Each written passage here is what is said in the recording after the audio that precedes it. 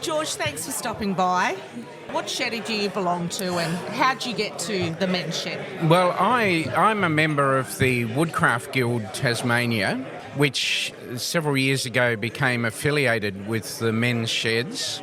But we were actually established in about 1986 and we've been functioning continuously since then. We're completely financially independent, or we've been just gradually accumulating annually every year. I've been a member since about 1989. I've been self-employed since 1982. I'm a self-taught woodworker who in my late 20s, I had a big career change after other things weren't working out and I was unemployed for a little while. And I saw a workshop in the city in Hobart, up Argyle Street, behind one of the electrical wholesalers. There was this little workshop which became available for rent, and it had 4 items of equipment in it. And I thought, I'll give it a go, see what I can do. And I very quickly realised that this is a lot of fun, so I was making things and initially selling at Salamanca Market, and then I started dealing with craft shops. And I thought, right, well, here I am. And so that was in my late 20s. I'm now about to turn 70 in a couple of weeks, and I'm still doing it. And I quickly decided to stop paying rent, move out of the city, find a spot down the country and get hold of a shed and move my business into a situation where I was building equity into my own real estate.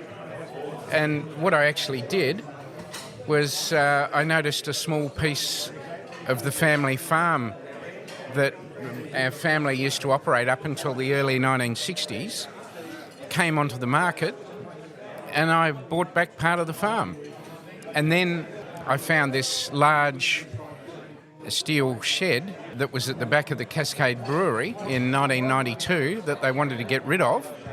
So I put in a tender and I won that, and it took me 2 weeks to demolish the shed, and I carted it all down to Sandfly, and it took me about 3 years to rebuild it while I was still operating the other shed.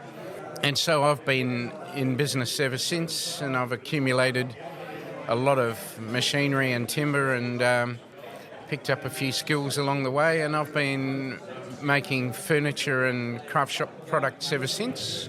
We'll have to put some of those pictures up because you just showed me some. Yeah. They are incredible.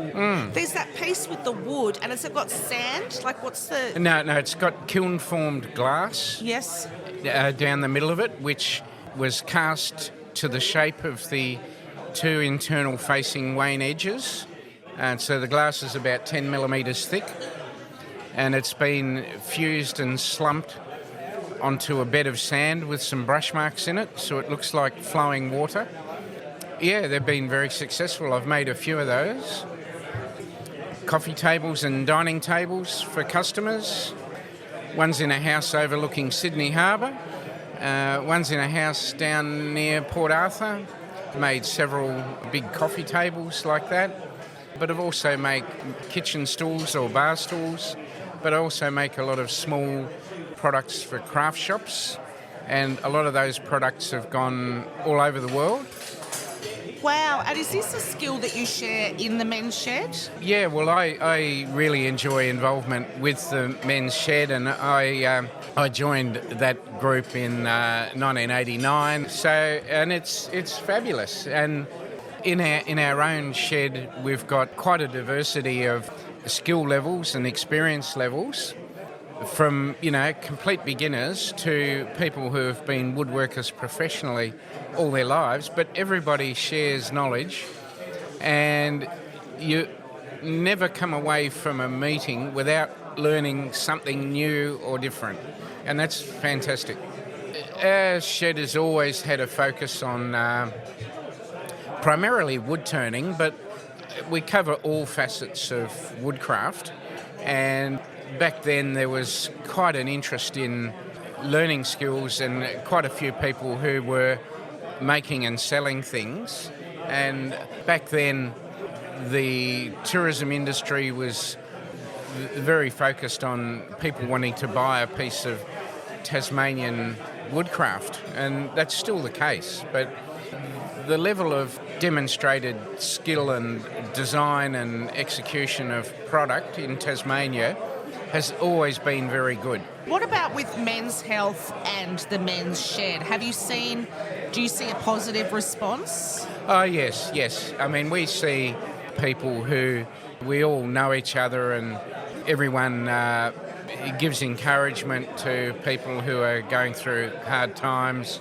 Yeah, so that element has always been there, and we've often helped people deal with issues that they're experiencing. And, you know, with a lot of older members, occasionally we find ourselves helping people with deceased estates and, you know, helping them understand how to sell off things that, you know, has been left for them to deal with and they don't know what to do with it. We do that quite a bit.